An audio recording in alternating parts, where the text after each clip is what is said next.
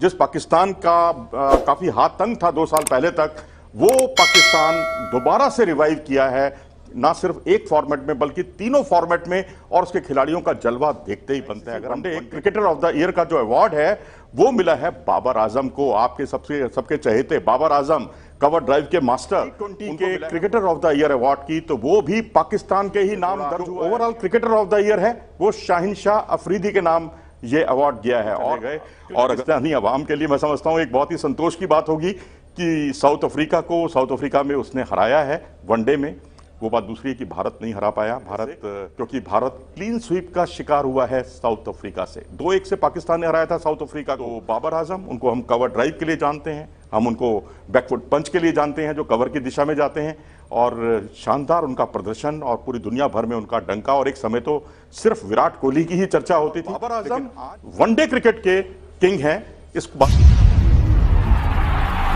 जिस पाकिस्तान का काफी हाथ तंग था 2 साल पहले तक, वो पाकिस्तान दोबारा से रिवाइव किया है, ना सिर्फ एक फॉर्मेट में बल्कि तीनों फॉर्मेट में। और उसके खिलाड़ियों का जलवा देखते ही बनता है। अगर हम वनडे की बात करें, आईसीसी के one day player of the year यानी ICC one day cricketer of the year का जो अवार्ड है वो मिला है बाबर आजम को, आपके सबके चहेते बाबर आजम, कवर ड्राइव के मास्टर।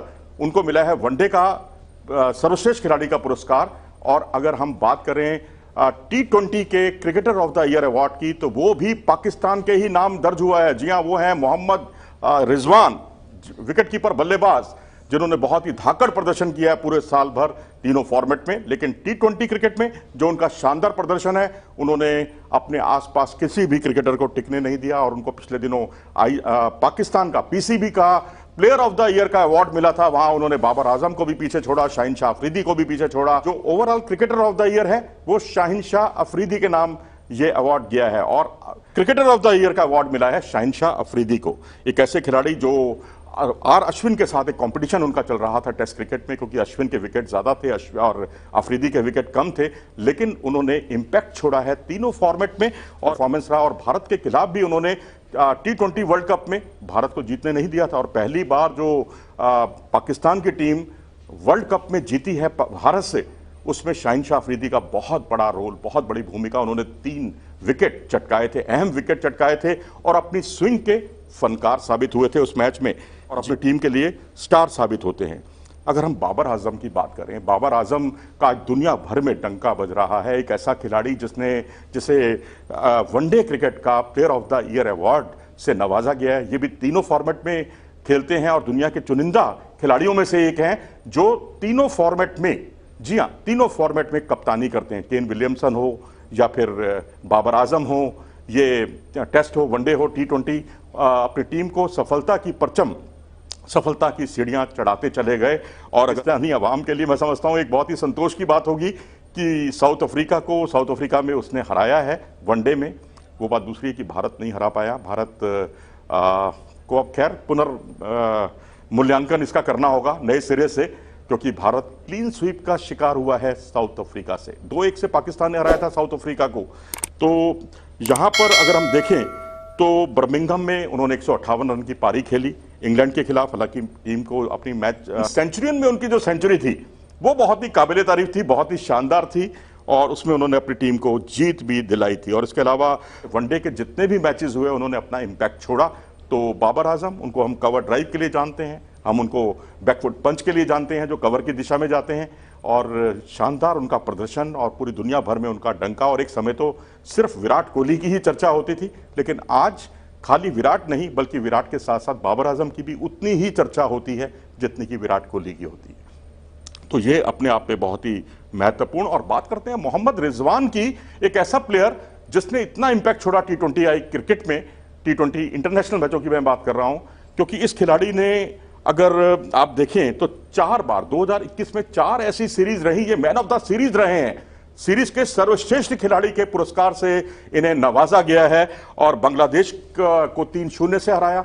उस जीत के महानायक मोहम्मद रिजवान, क्योंकि बांग्लादेश को आप T20 में अंडर एस्टिमेट नहीं कर सकते। एक ऐसी टीम जिसने ऑस्ट्रेलिया का भी पुलिंदा 62 रन पे बांधा था, न्यूजीलैंड का भी पुलिंदा उन्होंने 60-62 रन के आसपास बांधा था, और न्यूजीलैंड में टेस्ट सीरीज में तो हराया, एक मैच में हराया, लेकिन T20I की जो सीरीज थी, ऑस्ट्रेलिया से भी जीती, न्यूजीलैंड से भी जीती बांग्लादेश ने, उसी बांग्लादेश को पाकिस्तान ने पटकनी दे दी, चारों खाने चित किया और 3-0 से सीरीज जीती। और उसके जो महानायक थे, मैन ऑफ द सीरीज थे, वो थे मोहम्मद रिजवान।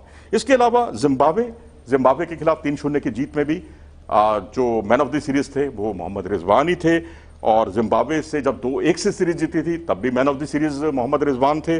और साउथ अफ्रीका से जब सीरीज जीती 2-1 से, उसमें भी जो महानायक थे वो मोहम्मद रिजवान ही थे। बहुत बड़ी बात है कि अगर टीम में बाबर आजम जैसे खिलाड़ी मौजूद हों या अन्य खिलाड़ी अच्छा प्रदर्शन कर रहे हों, हफीज हों, शोएब मलिक हों, ऐसे तजुर्बेकार प्लेयर हों, और उसके बावजूद मोहम्मद रिजवान कंसिस्टेंटली लगातार अच्छा प्रदर्शन करते हुए अपना एक अलग वजूद बनाए और अपनी टीम को जिताए, मैन ऑफ द सीरीज बने। एक ही साल में 4 सीरीज में मैन ऑफ द सीरीज बनना अपने आप में यही दर्शाता है कि ये खिलाड़ी अद्भुत है, बेमिसाल है। इसकी जितनी प्रशंसा की जाए उतना कम है। 2021 में 1326 रन 29 मैचों में बनाना T20I क्रिकेट के, और उसमें 73.66 का औसत। T20I क्रिकेट की बात कर रहा हूं मैं, 73.66 का औसत है और 135 के आसपास का इनका स्ट्राइक रेट है।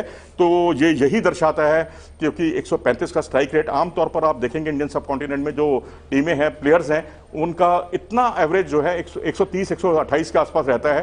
टेस्ट क्रिकेट का ठप्पा लगा हुआ था, ये मान लिया जाता था कि ये तो टेस्ट ही क्रिकेट खेल सकता है, और तब ये माना गया था कि सरफराज जो है वो व्हाइट बॉल क्रिकेट के ज्यादा अच्छे विकेट कीपर बल्लेबाज हैं। लेकिन तमाम मान्यताओं को झुटलाते हुए, उनको सबको दरकिनार करते हुए रिजवान हीरो बने और पूरी दुनिया में उन्होंने अपना डंका बजा दिया।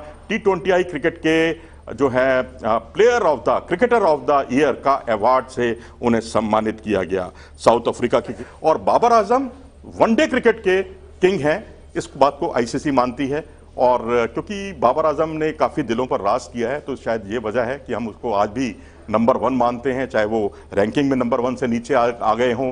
लेकिन कुछ ऐसे प्लेयर होते हैं, इंपैक्टफुल प्लेयर होते हैं, चाहे बाबर आजम हो, विराट कोहली हो, परफॉर्म क्रिकेट के लिए बहुत अच्छा है कि अब आप पाकिस्तान क्रिकेट आज केवल बाबर आजम पर निर्भर नहीं है, वो अपना एक अलग वजूद बनाना जानता है। अगर वो नहीं है तो बाकी और लोग हैं, मोहम्मद रिजवान हैं, और अब तो मुझे लगता है कि हफीज और शोएब मलिक के भी विकल्प जल्दी ही तलाश किए जाएंगे।